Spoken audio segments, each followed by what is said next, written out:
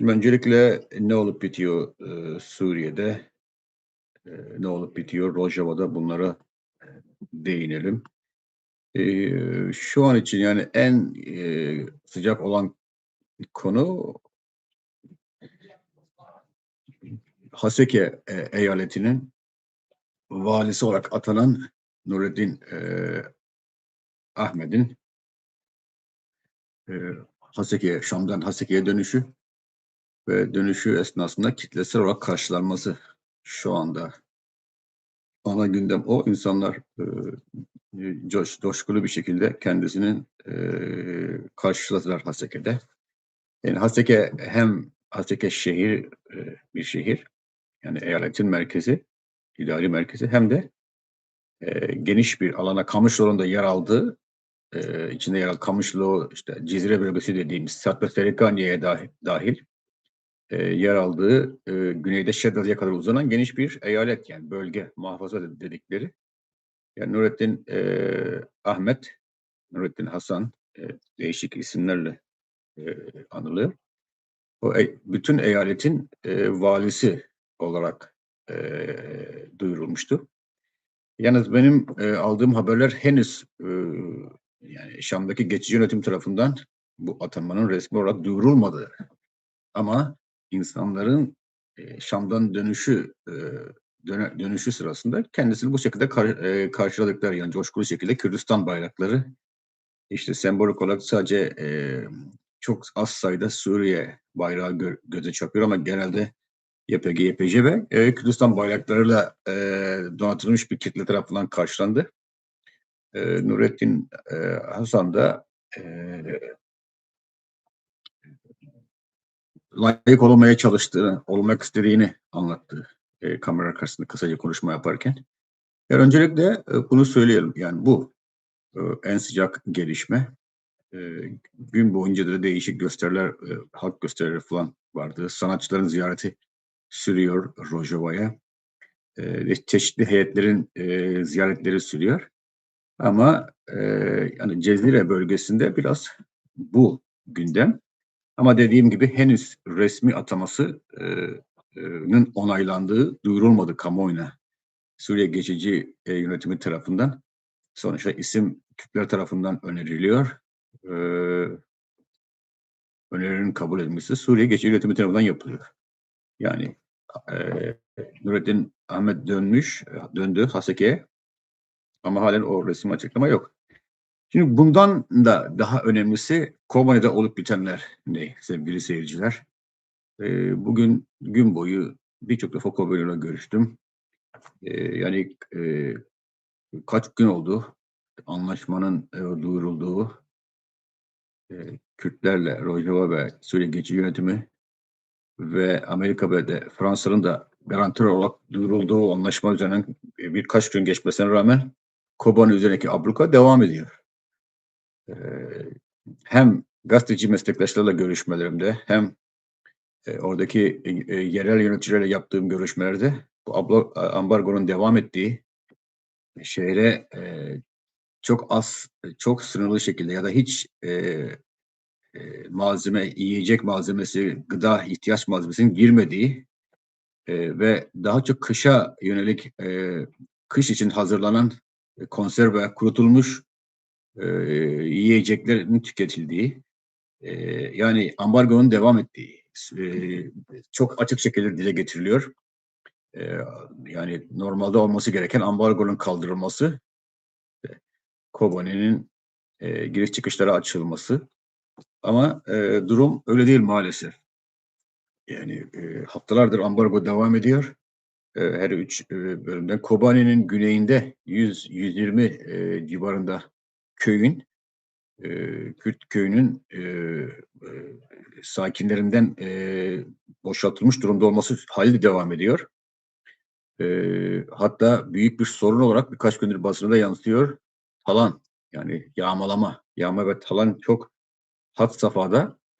Yani insanların, can havliyle, köyü bırakıp şehir merkezine kaçan, hani bahsediyorduk ya, şehir merkezinde 400-500 bin insan var diye. Bunların önemli bir bölümü köylerden. Bu 120'ye yakın köyden, Kobani'nin güneyindeki köylerden kaçıp şehir merkezine sığınan insanlar. Ve bu insanların boşalttığı evlerde yağma ve talan, hırsızlık olayların yaşandığı biliniyor, görülüyor.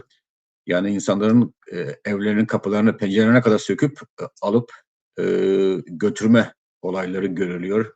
Çok vahim. Zaten halkın da maddi durumu, yoksulluk gerçekliği göz önünde bulundurulduğunda bunların çok da basit şeyler olmadığı görülecektir. Sadece Şehler kasabası dediğimiz bölgede bir ortak kontrol noktasının oluşturulduğu, o bölgenin, o nahiyenin sakinleri de çoğunlukla olarak Arap.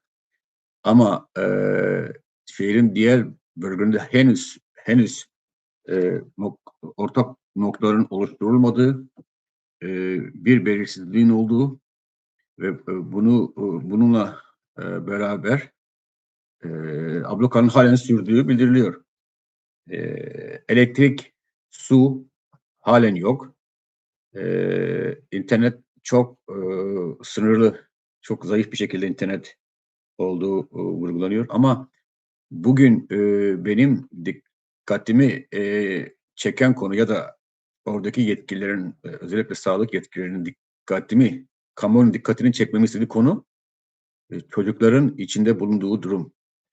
Sevgili izleyiciler, uzun süreden beri su olmadığı için Kobani'de insanlar kar suyunu eritip içtiği için, kuyu sularından su içmek zorunda bırakıldığı için bir salgın hastalık tehlikesinin çok büyüyerek devam ettiği, salgın hastalıkların başladığı, önlem alınmazsa çocukların çok daha kötü şekilde salgın hastalıklara yakalabileceği uyarısını yapıyor oradaki yetkililer, sağlık ekipleri.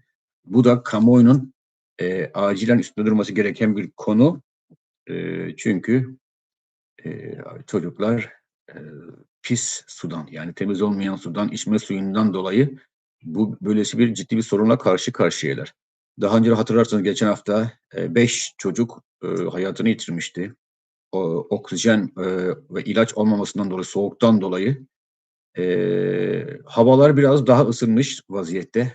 O geçen haftaki çok sert kar yok. Havanın, doğanın bir nevi insafı diyebiliriz. Ama e, hastanede tıbbi malzeme yetersizliği, ilaç sıkıntısı, oksijen gibi e,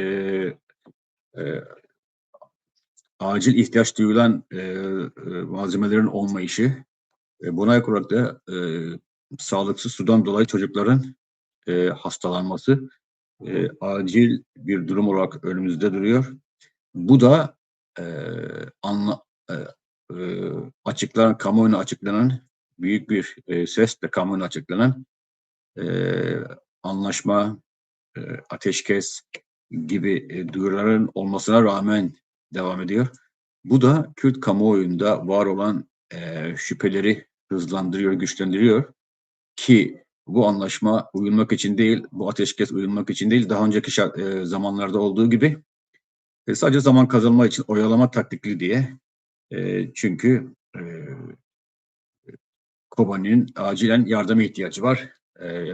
300, 400, 500 bin insandan bahsediliyor. Ve bu insanların giyim, sığınma, insani yardım gibi konularda acil yardıma ihtiyaçları var. BM bile Yüksek Komiserliği, Mülteciler Yüksek Komiserliği geçen hafta 26 tırdan oluşan bir yardım göndermişti. Ve anlaşma gereği bu yardımların devam edeceği belirtilmiş ama bugüne kadar herhangi bir yardımın devamı gelmiş değil. Bu da Kobani kamuoyunda sıkıntı yaratmış durumda. Neden henüz o yardımlara ulaşmadığı anlamında. Yine Irak Kürdistan bölgesinden yapılan yardımların Cezre'ye ulaştığı ama Kobani'ye ulaşmada sorun olduğu da biliniyor. Yani o bağlamda Kobani'deki durum çok acil. Çok acil. Her ne kadar kamuoyunda işte anlaşma oldu, artık ablukada kaldırıldı, geri çıktılar başlamıştır herhalde gibi beklenti olsa da bugün görüyoruz ki durum o değil. Kobani'nin 4 tarafında da abluka var demiştik daha önceki yayınlarda. kuzey tarafı Suruç'la Mürşit Pınar sınır kapısı. Orada da Diyarbakır'dan gönderilen 25 tırlık insani yardım malzemesi ki daha çok çocuklar için tasarlanmıştı benim görebildiğim. Çok da faydalı olabilecekken, çok da can kurtarabilecekken o tırların geçişlerine izin verilmeyişi ve o tırların dün ya da bugün tekrar Diyarbakır'a dönmüş olması da üzüntü verici işin gerçeği. Çünkü e, tırların bulunduğu alan ve Kobani çok yakındı ve binlerce insana ilaç olabilirdi o yardım. Ama maalesef oradan da e, yardımın geçmediğini görmüş olduk. Bu da Kobani'deki halkı daha da üzen, kızdıran bir durum. E, benimle e, olan temaslı benim gözlemlediğim, bana anlatılan. Yani Kobani'deki durum bu. Kobani'deki durum bu. Ama acilen bir şeyler değişmezse kamuoyunun çocuk hastalıklarına, çocukların hastalıklara yakalanmasına ve çocuk ölümlerinin yaşanması kaçınılmaz olabilir.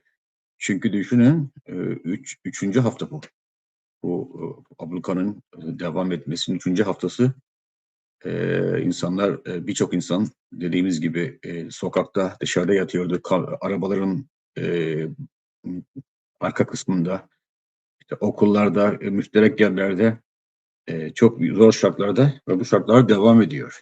Yani bir takım insanların şehre yakın bölgelerde göç ettiğini, tekrar evlerine gittiğini duymuştuk. Bu da sevinici olmuştu ama e, şu aşamada görülüyor ki dönüş çok sınırlı olmuş ve abluka halen sürüyor. E, yani biraz Rojava'daki durum bu. Bekle gör e, durumu. E, daha çok Amerikan Kongresi'nin e, üzerinde genişçe konuştuğumuz o geçici yönetimi hedefleyen yasa tasarısından sonra e, imzalanan bir anlaşma gibi düşünceleri vardı kamuoyunda. Yani Suriye geçici yönetiminin samimi olmadığı ama bu baskılardan dolayı bunu imzaladığı, aslında bunu uygulamak da pek elinden gelse hiç niyetinin olmadığı gibi yorumlar yapılıyordu benim görüşmelerimde. Yani Kobani'nin içindeki durum bunu doğruluyor. Bu bakış açısını doğruluyor. Çünkü dediğimiz gibi Kobani gibi IŞİD'le savaşın sembolü olmuş bir şehirde ablukanın sürüyor olması e, on binlerce insanın hayatının bu kadar tehlikede olması bunun göstergesi. Ama e, Amerikan Kongresi'nin aldığı tavır, Amerikan basınının aldığı tavır, dünya kamuoyunun aldığı tavır e, Şam'ı e, tedirgin ettiği, yeniden yaptırımların canlandırılması, HTŞ'nin terör örgütü listesine yeniden alınması ihtimali, e, saldırılar devam ettiğinde bu yaptırımların otomatikman devreye girmesi olayı. E, çok ciddi yaptırımlar var ortada.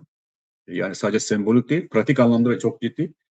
E, bu yüzden Şam'ın ve Suriye özel temsilciliğinin anlaşmayı e, imzalamak için özel bir çaba sarf ettikleri e, söyleniyordu. Ama e, yani Kürtler arasındaki o temkinli durum Kobani'de üzerindeki ablukanın devam etmesiyle o temkinli durumun pek de haksız olmadığı görülüyor. Ama durum Kobani'de bu. E, Şam açısından baktığımızda yani Şam her şey aslında Şam için iyi gidiyordu. Ama bu Amerikan Kongresi'nin kararı, Amerikan basının gösterdiği tavır, akabinde bu anlaşma yani biraz e, bu sürecin yeni bir süreç olduğunun göstergesi. Dün de öbürsü gün Azadiye Velat ile bir röportaj yapmıştım. Orada da söylemiştim. Bunun bir her iki taraf için de yani Şam için, Şara için, Şara yönetimi için bu baskıları azaltmak, dindirmek, tepkileri dindirmek, yeniden müzakere barış, işte ateşkes gibi kavramlarla kendi gündemine yeniden bir dizayn vermek. Çünkü her seferinde bu yapıldığında yeni saldırılar devam etti. Yani Şam tarafından buna uyulmadığı görüldü. Bu baskının olduğu ortamda yeniden bu anlaşmanın imzalanması biraz böyle. Bu da hangi tarafın anlaşmayı e, lehine çevireceği önümüzdeki günlerde belli olacak. Ama Kürtlerin görmesi gereken şu, yani hem Washington'da hem dünya merkezlerinde hem birçok Avrupa parlamentosunda, Avrupa kamuoyunda Kürtlere yoğun bir destek var. Her ne kadar hükümet düzeyine fazla yansımıyor olsa da özellikle parlamentolar düzeyinde her fraksiyondan yani sağ, sol, liberal her açıdan Kürtlere büyük destek olduğu görülüyor. Dünya Batı basınında da böyle. Ama biraz dediğimiz gibi yani Kürtler adına siyaset yapan, Kürtler adına anlaşmaları imzalayan kişi ve kurumlarda da biraz pasifik olduğu görülüyor. Bu da bir kaygı meselesi. Hem Washington'da hem de Rojava'da. Yani Kürtlerin durumu lehlerine döndürememe riski. E, işte bunun bir süreç olduğunu dün enteresan bir röportaj vardı. Nu Medya sitesinde. Gazete arkadaşımız Tuncay Doğan'ın editörlüğünü yaptığı Nu Medya ilginç haberler de geçiyor son dönemlerde. İşte Sipan Hamo, YPG'nin e, eski genel komutanı, şu anda DSG'nin üst komutanlarından bir tanesi. Şimdi kamuoyunun dikkatini çekmese de aslında Sipan Hamo'nun açıklamaları son birkaç ayda bayağı enteresan, daha gerçekçi, daha eleştirel, daha ayakları yere sağlam basan ve daha yaklaşmakta olan tehlikeleri farkında olan bir yaklaşımla birkaç açıklaması vardı Sipan Hamon'un. Ama maalesef pek onun açıklamalarını pek iyi algılamadığını düşünüyorum. Rojava'yı Suriye yakından bir takip eden bir gazeteci olarak aslında kamuoyunun Sayın Hamon'un açıklamalarını okumasında fayda var. Çünkü çok daha gerçekçi, çok daha öz eleştirel, yani hem Halep olayında hem genel durumda cesurca öz eleştiri de yapabilen bir insan ama perspektifi bakış açısı çok daha gerçekçi. E, Yani her ne kadar kamuoyunda Mazlum Abdi'nin ismi öne çıkıyor olsa da Mazlum Abdi'de çok eleştiriler var. Çok pasif kaldığı, Kürtlerin durumunu yansıtamadığı, iyi temsil edemediği şeklinde. Ki çok da haklılık payı var. Bu görüşlerin Washington'da da sıkça dillendiriliyor yani. Kendisine e, sunulan her şeyi kabul ettiği, hiç tavır koymadığı şekilde. Ama bu bağlamda Sipan Hamon'un e, daha ulusal bakış açısıyla daha eleştirel ve öz eleştirel ve daha farklı bir siyaset yapma tarzını öne çıkarmaya çalıştığı görülüyor. O bağlamda Nu Medya'nın röportajı da önemli. Önemli bence. Okumakta fayda var. Okumamış olan izleyiciler için söylüyorum. Yani ben kendi adıma Sipan Hamo'yu önemsiyorum. Geçmişte birçok defa röportaj da yaptım. E, önemli bir insan. Tespitleri önemli. Her ne kadar belirleyici olan kendisi değilse bile ama e, tespitler Rojava'nın karşılaştığı durumdan çıkmak daha olumlu bir duruma gelmek için faydalı olabilir. Onu da vurgulamak istiyorum. E, Öte yandan Tom Barak Şam'da işte Amerikan şirketleri yeni bir anlaşma imzaladı. Akdeniz'in doğusunda petrol, doğalgaz arama anlamında. Bu da hep başından beri dediğimiz işte Suriye'nin Batı dünyasına entegre olması, e, devasa şirketlerle anlaşmalar yapması, e, Amerikan ve Batı sermayesini cezbetmesi açısından önemli bir anlaşma.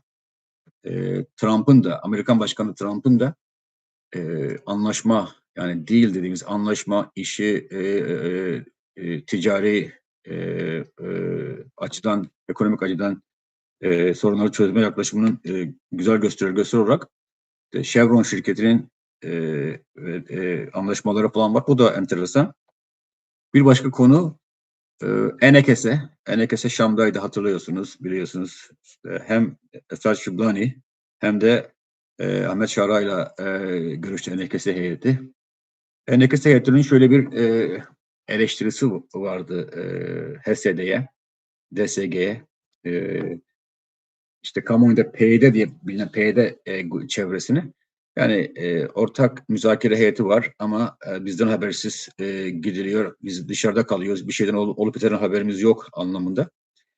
E, Yani o öylesi bir ortamda Enekese heyetinin Şam'a gitmesi, e, böyle karşılanması da önemli. Ama bu görüşmedeki açıklamaları da Kürt bireyler diye bahsediliyor. Yani öyle Kürt halkının temsilcileri değil de sanki Kürt bireyler gibi bir dil kullanılıyor. Orası enteresan, yani Şam yönetimi, geçici yönetimi henüz daha meşruiyet kazanmamışken, henüz gücünü daha oturtmamışken ısrarla Kürtleri bir halk olarak değil, yani Suriye'nin ikinci büyük halkı olarak değil, ayrı bir ulus olarak değil, böyle bireysel, kavmi, işte halk ya da ulus kavramı altında gören bir yaklaşım sergiliyor. Örneğin işte Kürtçenin ulusal dil olarak kabul edilmesi, resmi dil değil de yani böyle söz, laf oyunları dediğimiz şekilde. Yani Enekese'nin gitmesi de öyle. Yani sonuçta Enekese Kürtler arasında diğer bir grubu temsil ediyor. Hep söyleniyor, bunu takip ediyoruz. E, işte basında da, Kuzey basınında, Türkiye basınında, genel anlamda işte Barzani hattının öne çıktığı, Kürt ulusal bilincinin öne çıktığı Rojava'da vurgusu yapılıyor. Demin işte Nurettin Hasan Ahmet'in de karşılanmasında görüldüğü gibi Kürdistan bayrakları çok fazla, çok sıkça e, öne çıkarılıyor. Yani o açıdan Enekes'in Şam'da olması çok olumlu gören insanlar da var. En azından işte DSG'nin, özel yönetimin şimdiye kadar Kürtlük yönünü ısrarla arka planda tuttuğu, öne çıkarmadığı, öylesi bir ortamda Enekes'in Kürdü renkleriyle sahnede yer almasının olumlu olduğu vurgusunu yapanlar var oldukça.